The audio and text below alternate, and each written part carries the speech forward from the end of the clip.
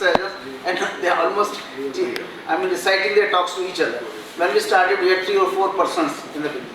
But by the end, as the session has progressed, we have a full audience now, completing the hall, which is so heartening to see that so much of interest is generated in the concept of holistic medicine.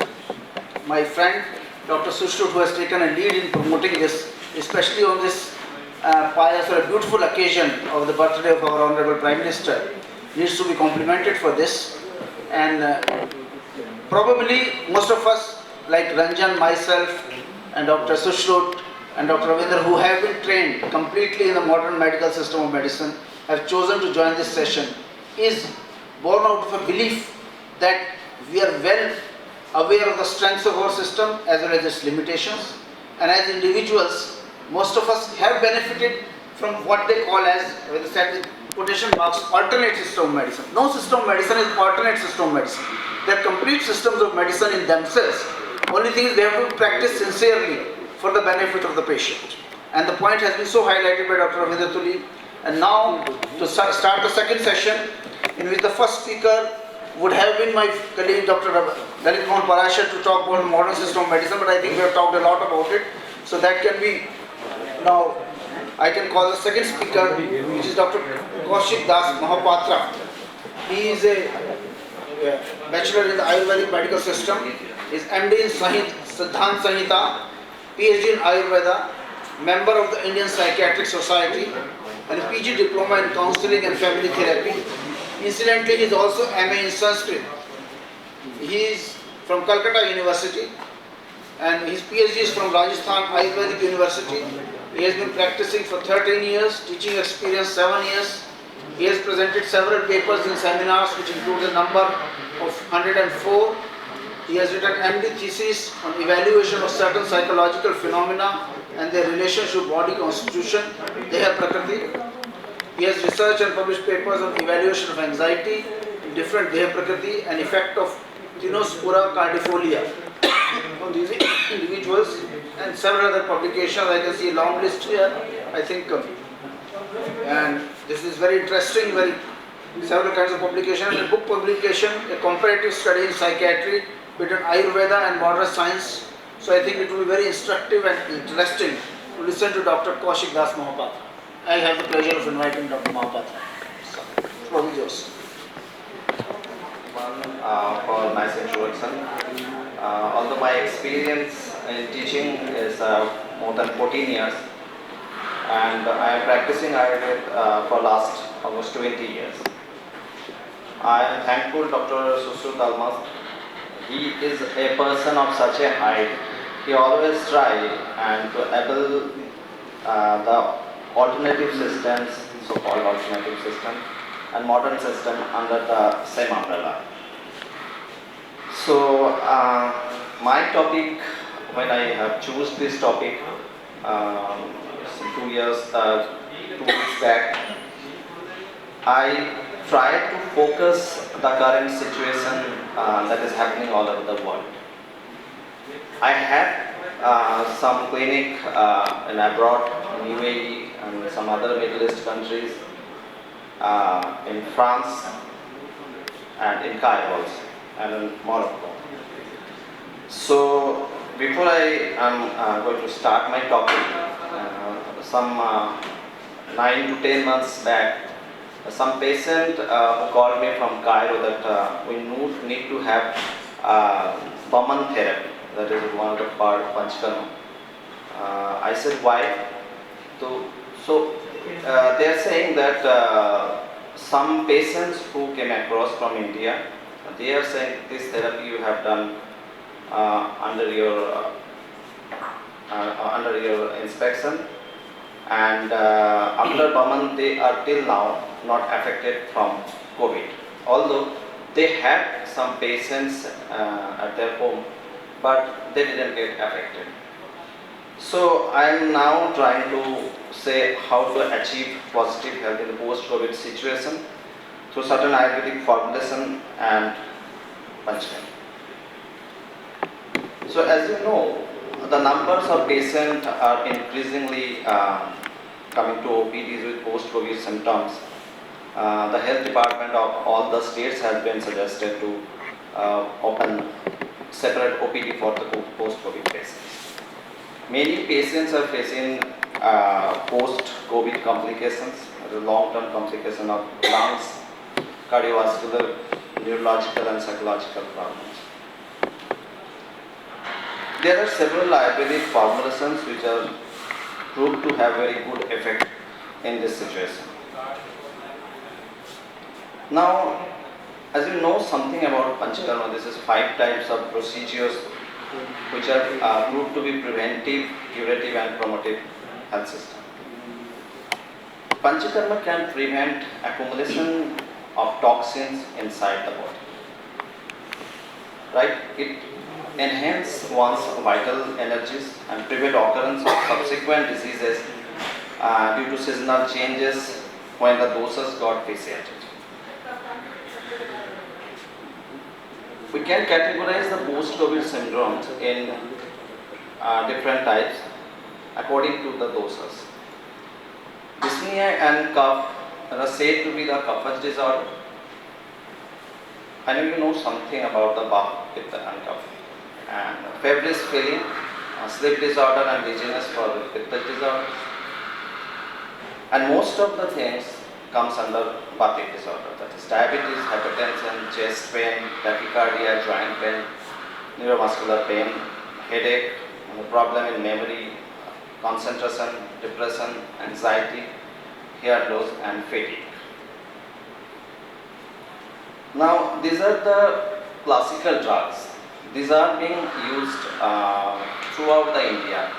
I have talked several doctors who are practicing in the private line and also in the government setup. They are advocating this kind of drugs for some times and always should be under the supervision of your Ayurvedic doctors. For dyspnea and cough, in Swasthas Chintamani for 15 days we are prescribing. For diabetes, Brihad Bangeswar for 1 month. For chest pain, tachycardia and hypertension, it's Nagarjuna Apuras. It is for 1 month.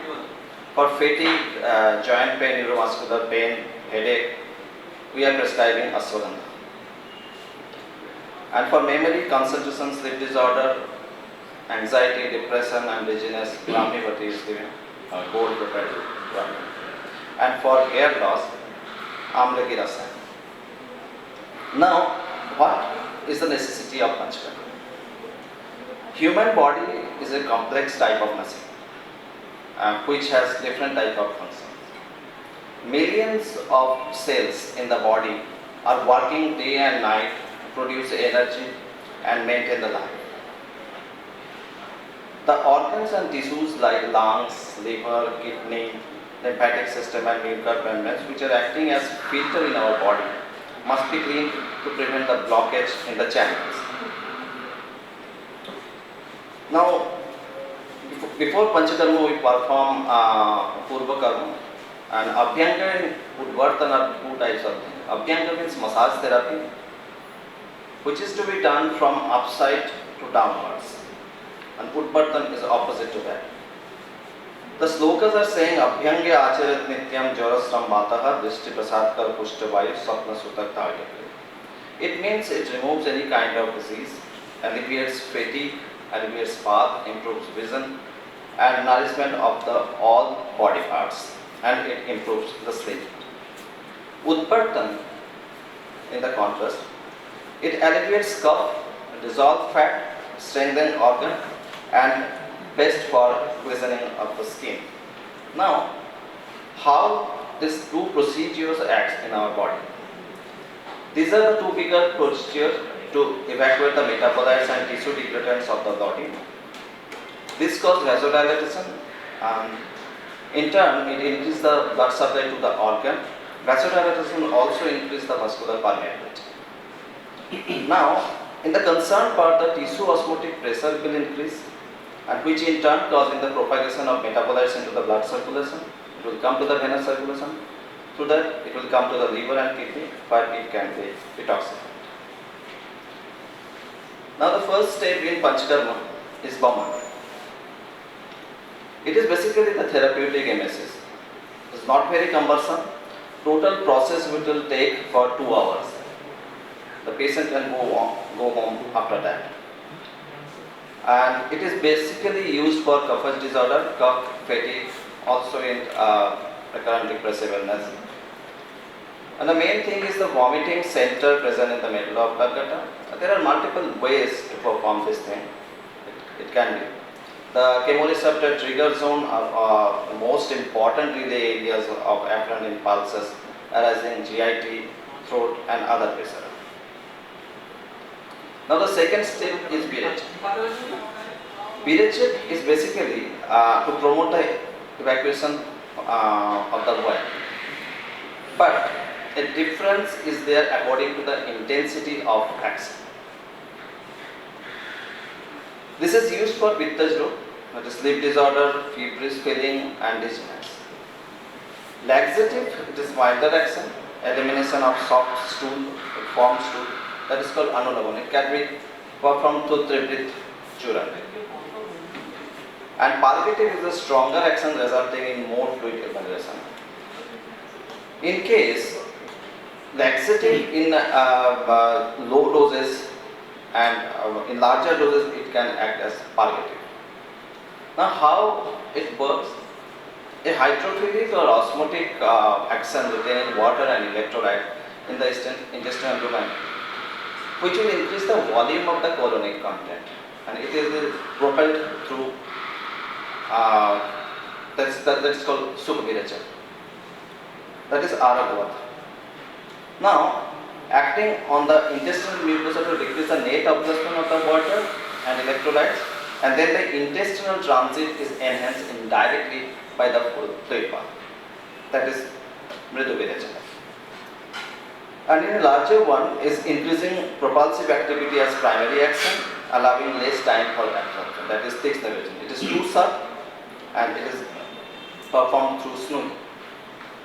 Now, Basti, that is therapeutic enema, the introduction of herbal decoction through the rectum, and it is not locally acting, it is basically a systematic procedure used for Bathaj root and chest pain, joint pain, headache, depression and anxiety. We are taking this kind of therapy. And it is basically two types, one is wiry and second is dry. So total 8 days to be needed here. So certain irritant and unpleasant drugs put in the rectum as suppository or retention of enema for systemic effect. Drug absorbed through the external hemorrhoidal veins, bypassing the liver. Now, Nasir, that is nasal procedure, it is drug administered to the nasal cavity and it is formally used for the disease of head and neck. So those patients who are suffering from heaviness of head and rhinorrhea and recurrent rhinorrhea, so we perform this kind of activity. And Nasya stimulates the olfactory bulb directly and then through the receptor enhance the neural uptake mechanism. It also enhances the intracerebral coordination. So now what we need to discuss in current situation in India and all over the world, that the post-COVID cases, we have to check the strength of the patient before we perform the Panchakarma therapy. Because in Panchakarma therapy, we need some strength inside the body of the patient. So we need to perform this kind of activity after he retains some strength. It removes the waste materials and toxic from the body and also helps in cure the disease. Now, even though the detailed therapies and complex drug formula are available plentifully in the Ayurvedic literature, yet you all know that prevention of the diseases is much more important than it attempts to cure them when it evolves in full-fledged signs and symptoms. So we should prefer Panchakarma prior to COVID wave and according to the season, although it is working marvelously in the post-COVID symptoms. Thank you. Any queries?